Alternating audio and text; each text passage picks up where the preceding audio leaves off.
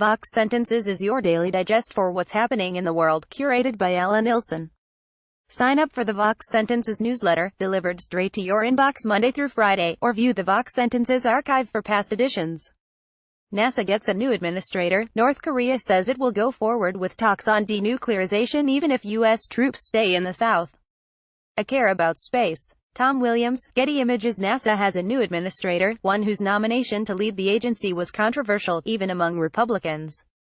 Fox, Brian Resnick, the Senate narrowly confirmed Oklahoma Rep. Jim Bridenstine on Thursday by a 50-49 vote. His confirmation after a vacancy of 3 months ends the longest period of time that NASA has operated without a permanent leader. NYT, Kenneth Chang, Bridenstine, a former Navy pilot who once ran the Air and Space Museum in Tulsa, was nominated by President Donald Trump last fall. But his confirmation stalled over objections from members in both parties about Bridenstine's lack of experience and what it could mean for the agency to put a politician in charge for the first time. WSJ, Natalie Andrews and Andy Pastor, Bridenstine has refused to acknowledge that human activity is the primary cause of climate change, a particularly concerning issue for NASA because it provides some of the most comprehensive data on climate change in the world. Huffington Post, Chris D'Angelo, Democrats also criticized him for his past statements on LGBTQ rights. He once described legislation protecting the right of transgender people to use the bathroom matching their gender identity as lawless federal bullying. Politico, Jacqueline Klimas, the Senate vote faced unanimous opposition from Democrats, including Sen. Tammy Duckworth, who brought her newborn daughter with her to cast her opposing vote, becoming the first senator to bring a child onto the chamber's floor while the Senate was in session. Bill, Timothy, on Wednesday, the Senate had voted to allow the babies of its members into the chamber. The vote came at Duckworth's urging after she became the first sitting senator to give birth. Senate rules stipulate that members must be present in order to vote. Chicago Tribune via AP, Lori Kalman, the news, but shorter, delivered straight to your inbox.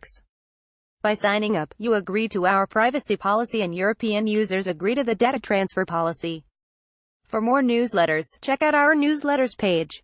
North Korea makes a major concession on nuclear weapons. South Korean President Moon Jae-in said Thursday that North Korea appears to have conceded on a major point ahead of planned talks with the U.S. Kim Jong-un will no longer demand that U.S. troops leave South Korea in exchange for giving up North Korea's nuclear program. NYT, Cho Sang-hun, North Korea is demanding only security guarantees and an end to the United States' hostile policy. Moon said. Associated Press, Foster Klug. Korean experts cautioned that this touted shift might be essentially meaningless because hostile policy could mean anything, and in the past, North Korea has claimed it comprises the presence of U.S. troops on the Korean peninsula.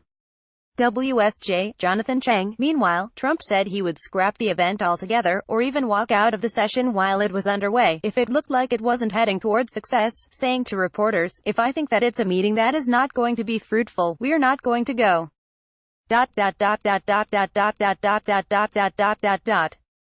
the meeting when I'm there is not fruitful, I will respectfully leave the meeting. Axios, Jonathan Swan. Miscellaneous. There aren't many people in the world who can unilaterally rename a country. The King of Swaziland is one of them. And yes, he just did. BBC, the United Kingdom is getting serious about ocean pollution. On Monday, Prime Minister Theresa May announced a likely ban on all plastic straws, stirrers, and cotton swabs. NPR, Laurel Wamsley. What's one Bitcoin actually worth? Somewhere between $20 and $800,000, depending on which economist you ask. Bloomberg, Lionel Laurent. The future is here. And it's arrived in the form of robots capable of assembling your IKEA furniture for you. Science Mag, Matt Warren, verbatim. It may not be so dangerous for someone to be without clothes on the bridge, but drivers can get too much of a surprise and completely forget that they are driving. Norway's former traffic minister implores teens to stop running naked across bridges and having sex on roundabouts in a statement titled, "Notice Sex on Roundabouts." Reuters. Watch this. How Parkland student David Hogg beats his critics. Parkland shooting survivor David Hogg has some strategies for dealing with smears and conspiracy theories. YouTube. Carlos Maza and Coleman Lowndes. Read more. Matt Lauer, Mario Batali, and Garrison Keillor are all eyeing a return. New poll shows Democrat leading in every Arizona Senate matchup. The Waco tragedy, explained. North Korea just promised a huge concession on its nuclear weapons. It's done that before. Britain's emissions haven't been this low since 1890. So why not go for zero?